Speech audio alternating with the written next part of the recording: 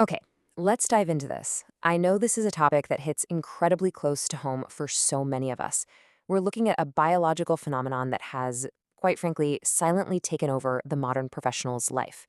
We're talking about the nightly exhaustion paradox. In this explainer, we're going to unpack exactly what's happening inside your body when you desperately want rest, but your brain completely refuses to cooperate. Picture this scenario, and tell me if it sounds familiar. It's 11 p.m. You are just completely wiped out from a brutal day of juggling work, life, and a million other responsibilities. Your body feels impossibly heavy, right? Your eyes are burning. Literally, all you want to do in the world is just sleep. But the very second your head hits that pillow, something bizarre happens. Your brain firmly switches into the on position. Suddenly, out of absolutely nowhere, you're stressing over an email you forgot to send at noon, or, replaying some mildly awkward conversation you had 3 years ago. You're just staring at the ceiling, completely unable to drift off. I want to stop right here for a second and just validate exactly how incredibly frustrating this midnight staring contest really is. It is so easy to lie there in the dark and beat yourself up, thinking you just can't switch off or that it's some sort of personal failure. You might even be telling yourself, well, I guess I'm just getting older, this is just how it is now. But that's simply not the truth. This isn't a lack of willpower on your part.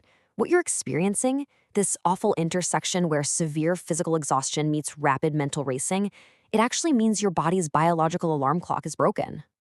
And that brings us to the core phrase we're tackling today. You are wired, but tired.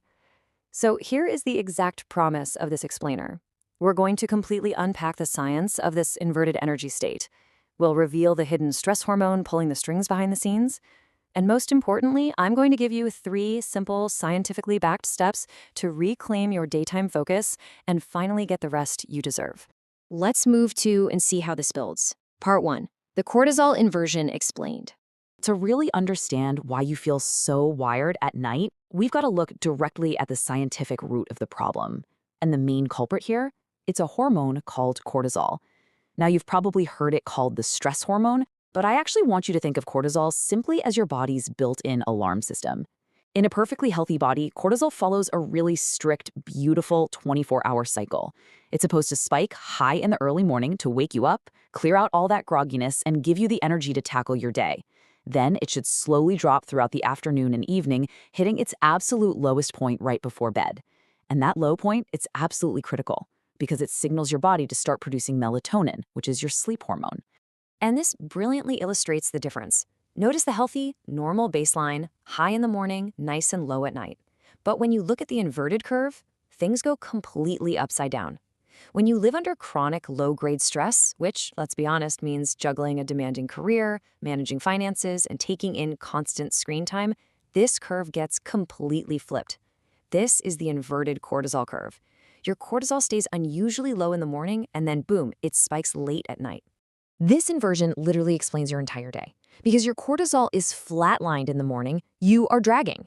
This is exactly why you feel like you need 3 strong coffees just to function and feel even somewhat human at 9 a.m. But then, because your system has been under constant pressure and this sort of low-level panic all day long, your cortisol violently spikes late at night. You are physically exhausted, sure, but biochemically speaking, your brain thinks it's fighting a tiger in the jungle. You're quite literally trapped in a physiological state of hyperarousal. No wonder you can't sleep. Which leads us to part 2, the caffeine and screen trap. Now, what's really interesting here is the specific number, 5 to 7 hours. Now that we know what's happening chemically, we have to look at the behavioral traps we fall into while just trying to survive our days. Especially in our 30s, we adopt these survival tactics for our inverted energy levels that actually end up making the whole loop significantly worse. That 5 to 7 hours, that's the half-life of caffeine. When you hit that afternoon wall of brain fog around 3 p.m., what's the first thing you do? You reach for an iced coffee, right? Or an energy drink, or maybe a sugary snack. But because of that incredibly long half-life, a massive percentage of that stimulant is still actively circulating in your bloodstream late into the evening. Let's walk through this timeline chronologically, because seeing it laid out like this is a real eye-opener. At 3 p.m., your already inverted cortisol drops off a cliff. You hit a brutal afternoon crash. At 3:15 p.m., as a quick survival tactic, you drink that large iced coffee. Fast forward to 11:30 p.m. when you're desperately trying to sleep. That exact same afternoon coffee is now actively blocking your brain's sleep receptors. You tried to fix the daytime problem, but you directly sabotaged your nighttime biology. But we don't just stop at afternoon caffeine, do we? Oh no, we add blue light to the mix, creating an absolute perfect storm. When you're lying in bed, scrolling through your phone or watching TV in a dark room, that blue light hits your eyes and aggressively tricks your brain into thinking the sun is still high in the sky. It literally thinks it's midday. This instantly shuts down whatever tiny amount of melatonin your body was desperately trying to produce. You might eventually pass out just from sheer physical exhaustion, but your brain completely skips the deep, restorative stages of sleep. And the result? You wake up the next morning feeling like you got hit by a truck, and the vicious cycle starts all over again. All right, moving into part 3, reset your internal clock. Okay, enough of the bad news. We're going to shift gears into the solution phase.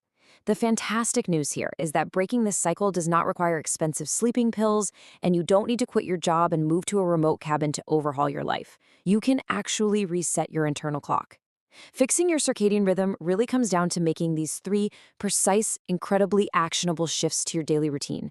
Step 1, get morning sunlight. Step 2, implement a 2 p.m. caffeine curfew. And step 3, utilize magnesium glycinate. Let's break down exactly why these 3 steps are so biologically powerful. Let's look at the mechanics of the first step. Within 1 hour of waking up, you need to step outside and get natural sunlight in your eyes. Now, you don't look directly at the sun, of course, just toward the general direction of the light. Doing this for just about 10 minutes does something totally incredible. That blast of natural light artificially triggers that healthy morning cortisol spike we talked about earlier. It wakes you up naturally. But even more importantly, it presses a button in your brain that sets a 16-hour timer. It basically tells your brain, hey, in exactly 16 hours, it's time to release melatonin. You are literally scheduling your sleep for that night, first thing in the morning. It's a real game changer. Step 2 is the 2 p.m. caffeine curfew. And guys, this is a hard stop. You have got to stop all caffeine intake by 2 p.m. at the absolute latest. As we learned from the half-life concept earlier, you have to give your liver enough functional time to actually process and clear the stimulant from your system. If you don't give your body this runway, it is biochemically impossible for your central nervous system to properly enter its wind-down phase. Finally, step 3. You might have heard people recommend magnesium for sleep, right? But here's the thing, not all magnesium is created equal. You specifically want magnesium glycinate before bed. Unlike other forms that might just aid digestion, magnesium glycinate specifically targets and calms the central nervous system. It directly helps to lower those inverted nighttime cortisol levels we've been fighting against all day. It's the vital key that allows your tense muscles and racing mind to genuinely relax, so you can actually transition into deep sleep. So the crucial point is this. Feeling wired but tired isn't some permanent personality trait you're just stuck with. It's a blaring distress signal from your body screaming for a reset.